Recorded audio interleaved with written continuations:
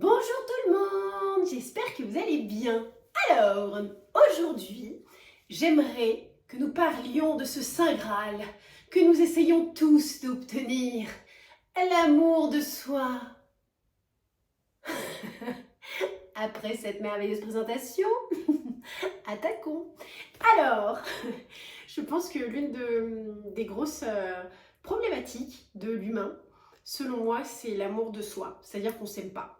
Pour tout un tas de raisons diverses et variées, c'est propre à chacun, ça change en fonction de tout un tas de paramètres. Mais globalement, c'est très difficile de rencontrer des gens qui s'aiment. Et dans la réalisation de soi, ça fait une sacrée différence. Alors, pour ma part, je vais vous parler de mon expérience du coup. Et d'ailleurs, si vous avez envie de me partager la vôtre dans les commentaires ou par message, ça serait super intéressant. Parce que comme j'ai pu vous le dire dans les autres vidéos, j'adore essayer de comprendre comment les gens fonctionnent, ce qui se passe dans leur tête. Donc au plus vous m'en dites, au plus je suis heureuse. Alors pour moi, du plus loin que je me souvienne, donc la vingtaine je dirais, je ne m'aimais pas hein, comme tout le monde. Alors j'ai pu en parler dans la vidéo sur l'hypersensibilité. Moi l'une des thématiques que j'avais, c'est que de par mon hypersensibilité, j'étais trop. Et que les gens me le faisaient savoir. Donc j'étais trop excessive, trop exubérante, trop ronde aussi, hein. Je ne fais pas partie des carcans de la société, de la manière dont on voit l'idéalisation de la femme. J'étais trop sensible, j'étais trop directe, enfin j'étais trop sur quasiment tout, hein, sur quasiment tout. Donc au départ, bon bah une personne, 2 personnes, 18 personnes, 150 personnes, dont même des personnes de ta famille, en l'occurrence la mienne, hein, bah tu finis par croire à ça. Tu finis par croire que ce que tu... Enfin, pour ma part, j'ai fini par croire que j'étais trop, que du coup, ce que j'étais, ça ne convenait pas. Et du coup, bah, il fallait que je change parce qu'ils étaient plusieurs quand même à me le dire. Et puis, bah, s'ils sont plusieurs à me le dire, forcément, c'est qu'ils ont raison. Donc moi, le point de départ vient de là. Déjà pour moi, ce que je suis psychologiquement. Et puis mon corps. Voilà, j'étais malheureuse enfant, donc j'étais boulimique, j'ai mangé comme un petit cochon. Et donc, du coup, j'ai toujours été ronde. Donc forcément, je n'aimais pas mon corps. Donc je n'aimais pas mon intérieur pour le renvoi qu'on avait pu me faire. Et l'extérieur parce que je ne correspondais pas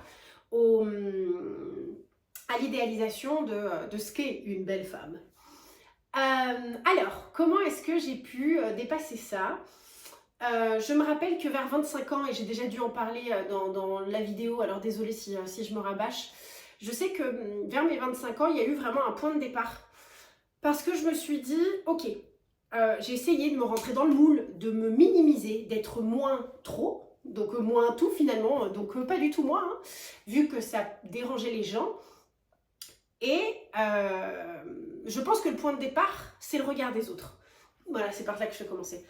Ce qui définit l'amour de soi, c'est l'amour que l'on veut voir dans le regard des autres.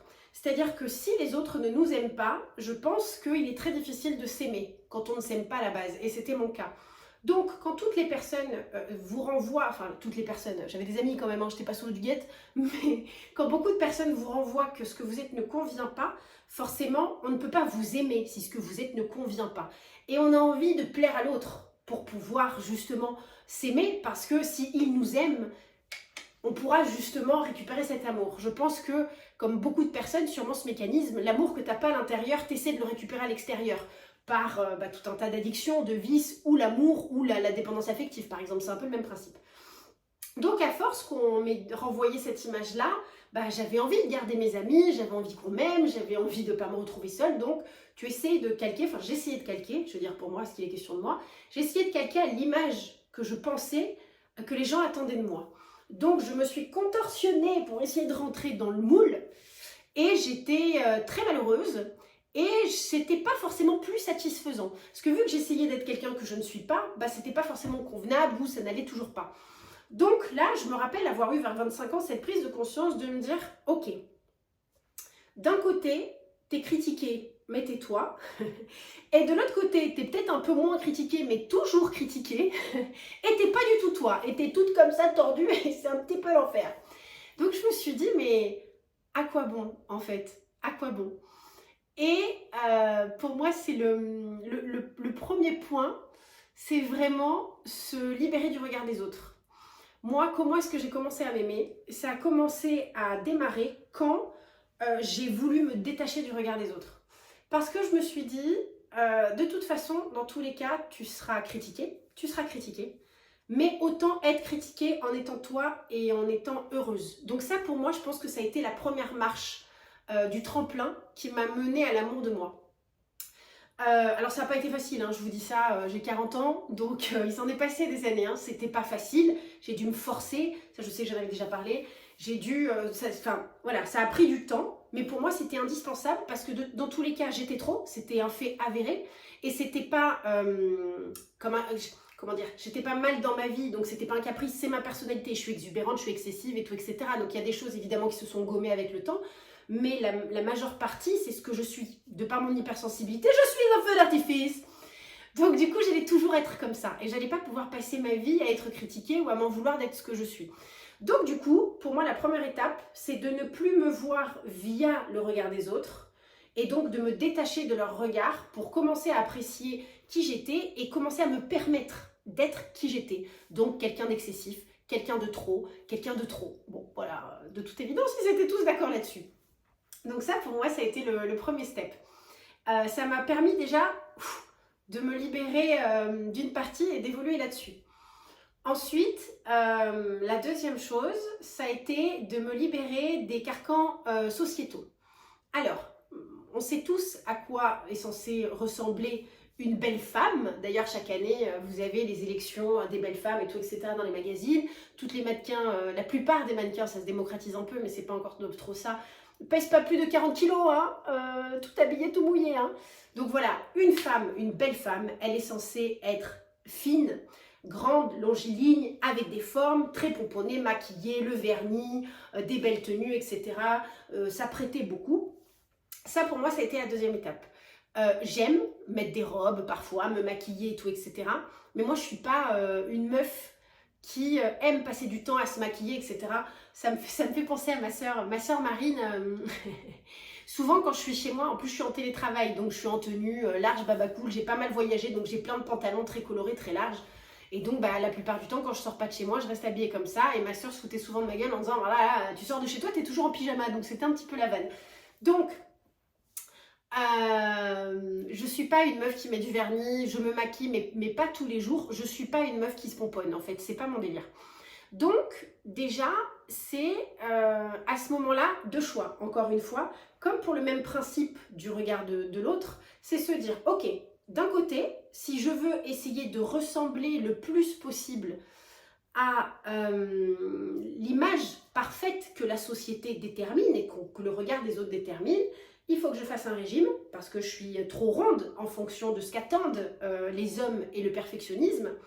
Je ne me maquille pas assez, donc il faudrait que je me mette du vernis, que je dépense de l'argent dans du beau maquillage, etc. Et que je m'habille de manière plus féminine, que je mette des talons, et tout ce genre de trucs. Donc, soit d'un côté, c'est vraiment ce que je veux, et dans ce cas-là, il va falloir que je me force pour me construire ce personnage-là. Soit, il faut que j'accepte et que j'assume jusqu'au bout, mais que du coup, en contrepartie, je risque de pas plaire à beaucoup de personnes, d'être un peu critiquée, d'être un peu rejetée. Alors, heureusement, toutes les personnes... Donc là, pour moi, le style de beauté, ça va concerner le couple majoritairement. On va pas se mentir, hein, il y a beaucoup de clichés sur ce qui est censé être la femme. Et donc, si on ne colle pas à ce cliché, on se ferme à une majeure partie de rencontres parce que, encore aujourd'hui, malheureusement, il y a encore beaucoup d'hommes qui attendent ça. Une meuf en talons, une meuf hyper pomponnée, avec de la lingerie en dentelle super sexy, le vernis, le maquillage et tout, etc. Et si on ne correspond pas à ça, forcément, on se coupe d'une partie de rencontre, on se coupe, ça va être un peu plus galère, hein, on va pas se mentir. Donc après, ça a été la deuxième étape pour moi. Est-ce que j'avais envie de coller le plus possible à cette image idéalisée de la femme, à laquelle je ne ressemblais quasiment pas, ou est-ce que j'étais prête à assumer, et ça c'est vraiment un choix finalement, prête à assumer le rejet, prête à assumer que je n'allais pas coller à cet idéal et que du coup j'allais galérer plus. Alors, spoiling alerte, hein, pas de maquillage et je pense que vous connaissez la réponse. J'aime trop manger, j'aime trop manger. Alors, je suis plus boulimique aujourd'hui, mais j'aime trop la bouffe en fait. Et pas parce que je suis une ancienne boulimique, mais parce que pour moi, la bouffe fait partie des trois plaisirs les plus incroyables de l'existence. Donc, je me suis dit, être mince pour calquer à l'image de ce qu'attend un homme, parce que clairement, c'était pas pour moi que je le faisais, c'était pour plaire. Est-ce suis prête à sacrifier mon plateau de fromage, mon saucisson, mes cocktails du samedi soir pour un idéal masculin? Oh my god, non! Je me suis dit, bon, bah tu seras grosse toute ta vie. Alors je suis pas grosse, mais je grossis un peu très fort. Moi je me trouve, oui, rondelette, mais ça va, je vis bien avec. Donc, ouais, tu seras grosse toute ta vie, mais au moins tu seras heureuse. Je suis pas une meuf à passer sa vie à faire des régimes. En fait, je ne veux pas plaire au point de me lancer dans ce projet-là.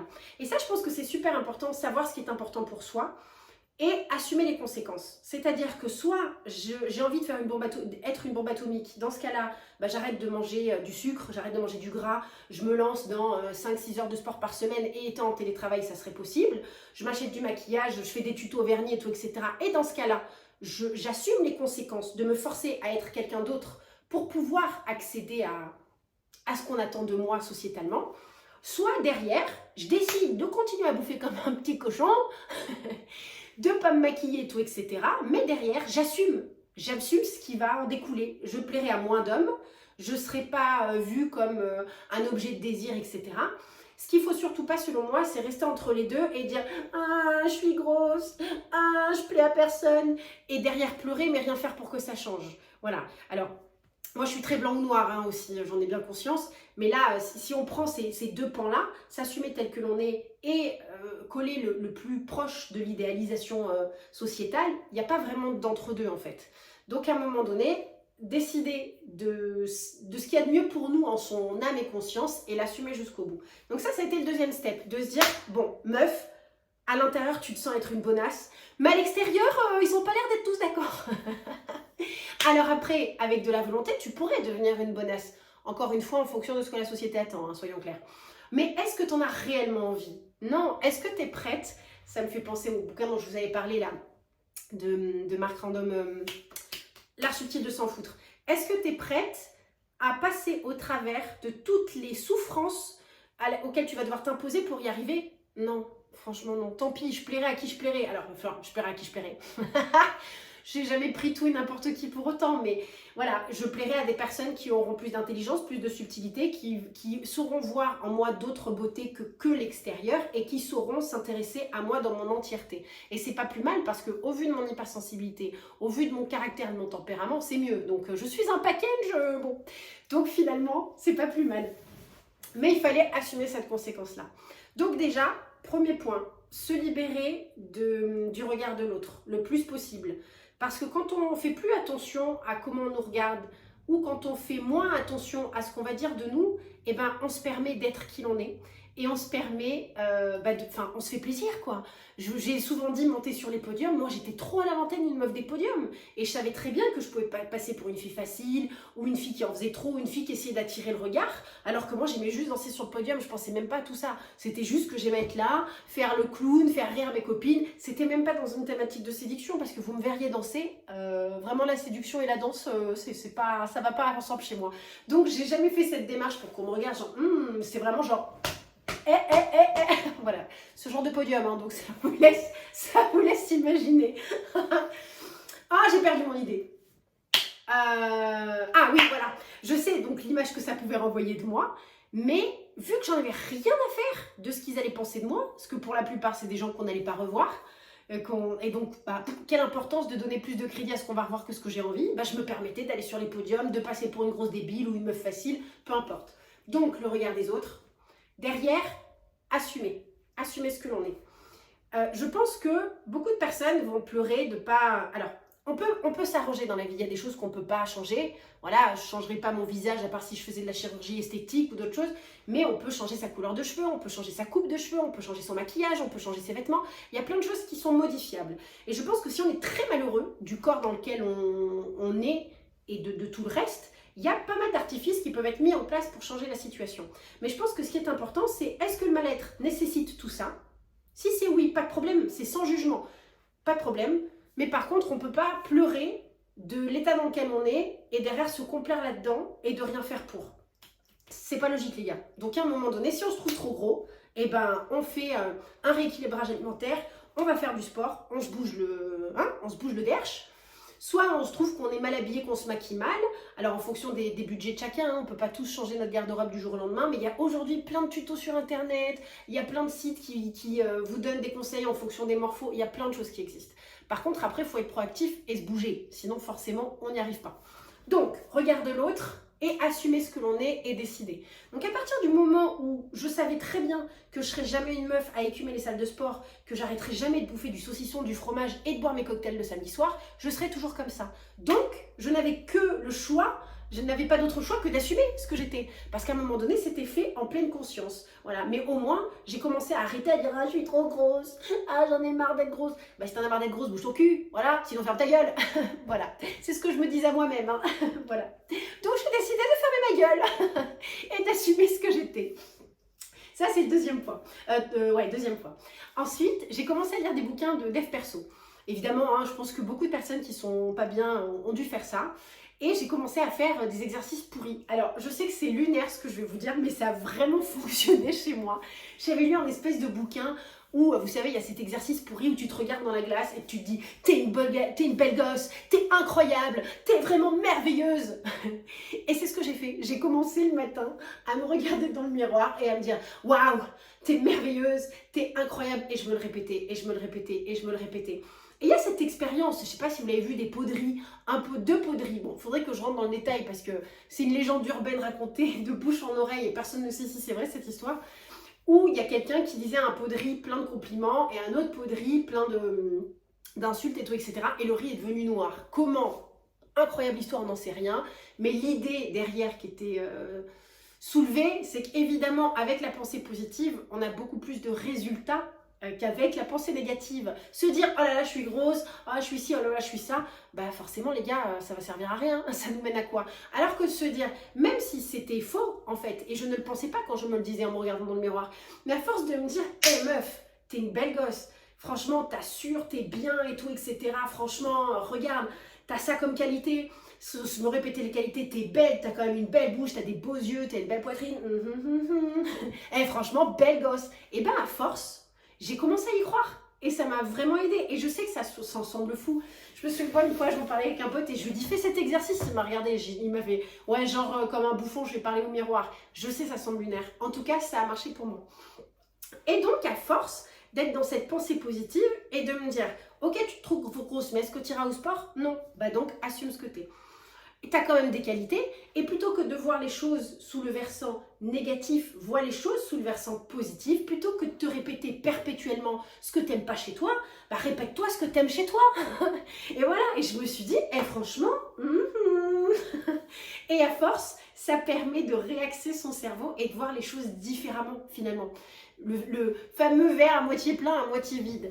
Et les compliments que je me faisais, alors on parle pas du t'es trop belle, t'es la plus belle et tout, etc. où là c'est comme un espèce de self-motivation. Mais quand j'ai commencé vraiment à voir les choses sous l'aspect de mes valeurs, j'ai de beaux yeux verts, j'ai des yeux en chat, j'ai une belle bouche pulpeuse, etc. Bah à force de se répéter ça, et là c'est pas du mensonge, c'est factuel, c'est réaliste, je trouve. Alors, ça n'engage que moi encore une fois, hein, mais c'est de moi dont il est question, donc ça tombe bien. De me répéter ce que j'aimais chez moi. J'aime mes cheveux parce que quand ils sortent de la douche, ils sont super ondulés. J'aime ma couleur de yeux, j'aime ma forme des yeux, j'aime ma bouche pulpeuse, j'aime ma peau claire avec les taches de rousseur, je trouve ça super joli. Et bien, à force de se répéter ça, et ben, on finit par voir les choses de manière beaucoup plus positive. Et ça aide. Je m'étais fait une petite note, excusez-moi. Je regarde si j'ai tout dit. Ah effectivement, le dernier point, le plus important. Alors, donc, le regard des autres, assumer ce que l'on est, donc se libérer des injonctions sociétales. Les bouquins de dev perso, je dis pas que ça va pour tout le monde, en plus des fois c'est trop pompeux la façon dont c'est écrit, etc. C'est pas pour tout le monde, hein, les bouquins de dev perso, j'en ai bien conscience, mais moi ça m'a beaucoup aidé, ça m'a vraiment beaucoup aidé. Et le dernier point, être prêt à perdre les gens. Alors pour moi, il y a peut-être un lien quand même avec le regard des autres, mais je m'explique. Là, il y a un an à peu près, j'ai fait un gros nervous breakdown. C'était pas une dépression, mais j'ai fait comme une espèce de petite décompensation. Voilà. Il y avait encore pas mal de choses que j'avais besoin de régler. Et donc voilà, c'est passé par un gros pétage de câble. J'ai refait une thérapie et tout, etc. J'ai remis un peu les choses dans l'axe. pour pouvoir aller mieux. Et grâce à ce travail que j'ai entamé, j'ai réalisé que je m'aimais vachement plus que ce que je pensais. C'est-à-dire que le fait de prendre du recul, de m'enfermer, de prendre beaucoup de temps pour moi, je me suis rendu compte qu'en fait, ça allait pas si mal que ça. Que j'avais déjà beaucoup évolué et que j'avais déjà beaucoup avancé. Et le dernier point, par rapport au fait de perdre des gens, je m'explique. Il y a certaines relations que je ne savais pas, relations amicales, que je ne savais pas, je savais pas si j'avais envie de les continuer ou pas, et c'était un grand débat interne et tout, etc. Et à savoir, je pense qu'il y a une image de ces gens-là, ils ont été avec toi, ces gens-là t'apportent de l'amour. Si tu décides de ne plus les voir, qu'est-ce que ça dit de toi, qu'est-ce que ça renvoie de toi et tout, etc. Mais j'ai noté, je ferai une vidéo sur l'amitié parce que pour moi, c'est vraiment un sujet super important. Bref, et je pense que se libérer du regard des autres, c'est une chose. Se libérer du regard des gens que l'on aime, c'est encore autre chose. Et c'est beaucoup plus difficile. Et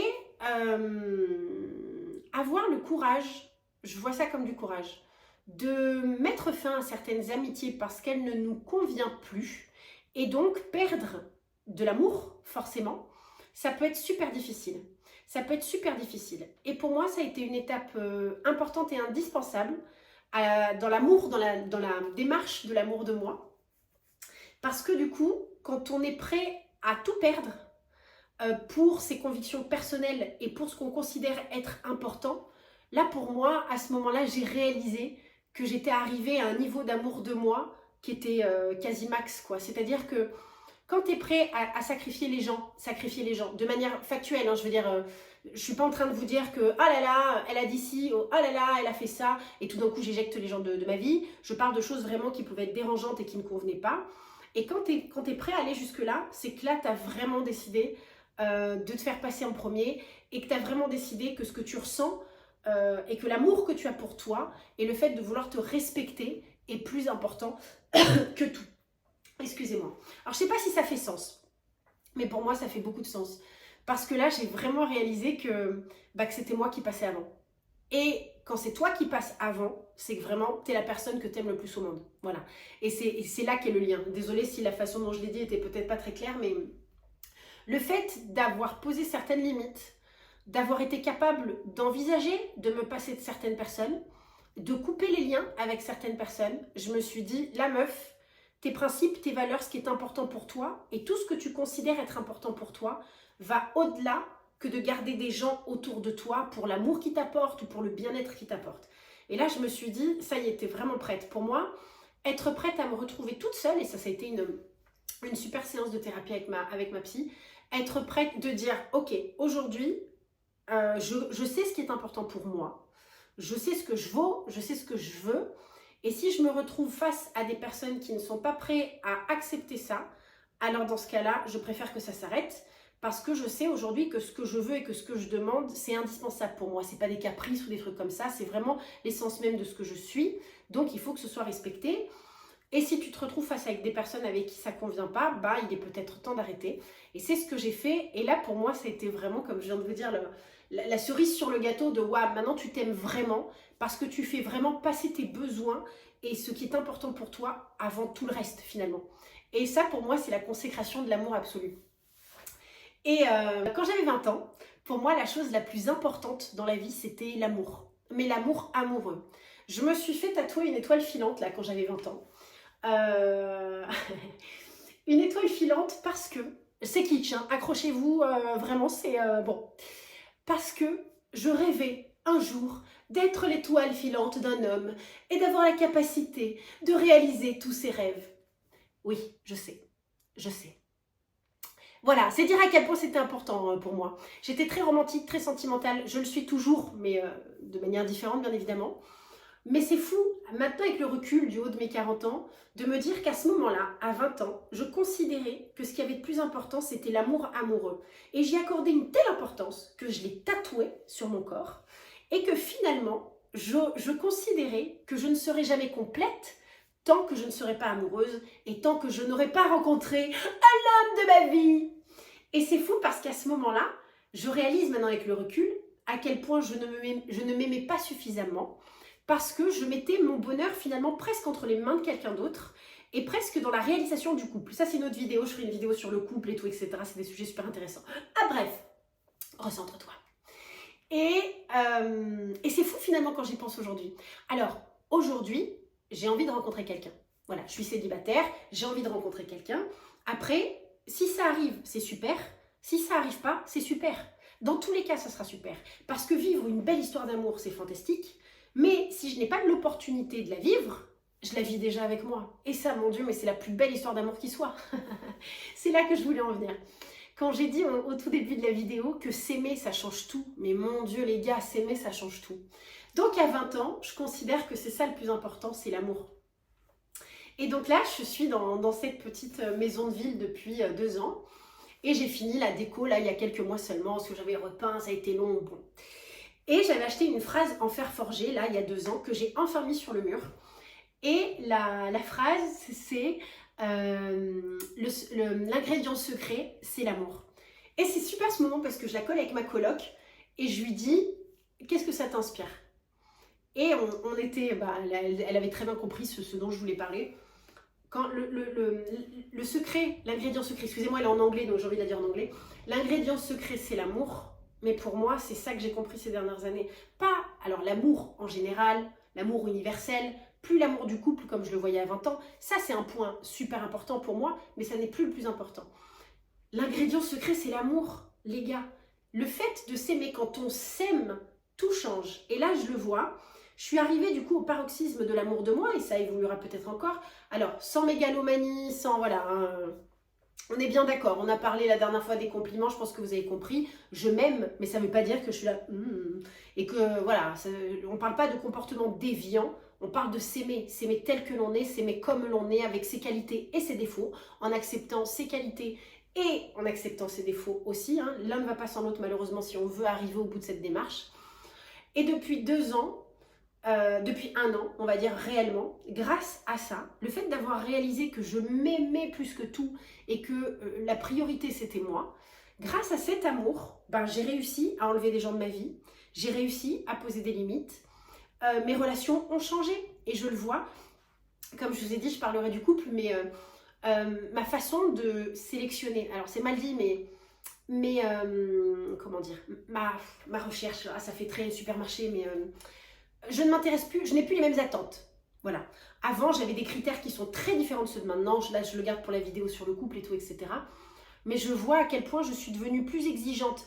Alors, pas des caprices, mais parce qu'avant, je ne l'étais pas. Parce que vu que je ne m'aimais pas, finalement, qu'est-ce que je méritais? Et ça, c'est un débat super important et on en parlera dans la vidéo du couple.